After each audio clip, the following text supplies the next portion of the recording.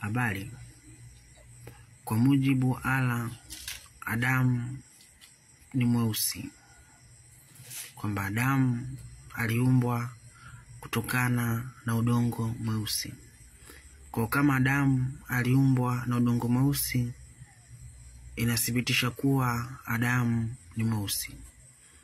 Tukisoma Qur'ani sura ya 15 aya yake ni ya 26 inasema, kwa hakika tulimuumba Adamu kwa udongo mkavu, ukigongwa unasikiwa sauti, na udongo huu mkavu ni miongoni mwa udongo mweusi uliogeuka rangi yake na harufu yake kwa kipindi kirefu kukaa kwake.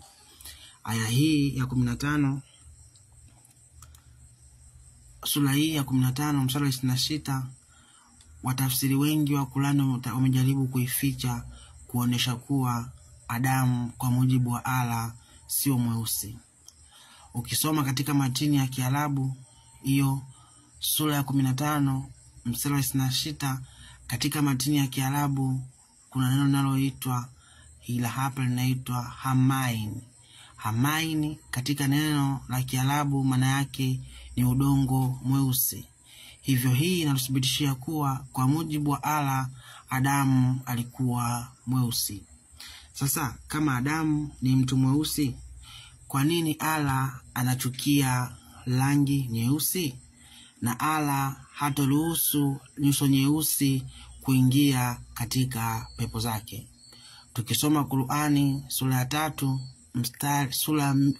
Qur'ani sura ya 3 aya ya 106 inasema, siku ya kiyama zitakuwa nyeupe nyuso za watu wema ambao wamemwamini Mwenyezi Mungu na mtume wake na wakafuata amri yake, na zitakuwa nyeusi nyuso za watu waovu kati ya wale waliokanusha mtume wake na wakaasi amri yake. Ndugu zetu Waislamu, kwa mujibu wa Allah Adamu ni mweusi, maana yake nyuso yake ni nyeusi. Na kwa mujibu wa Allah ni kwamba nyuso nyeusi ndizo hazitoingia peponi, kwamba watu watabadilisha sura zao na kuwa nyeusi.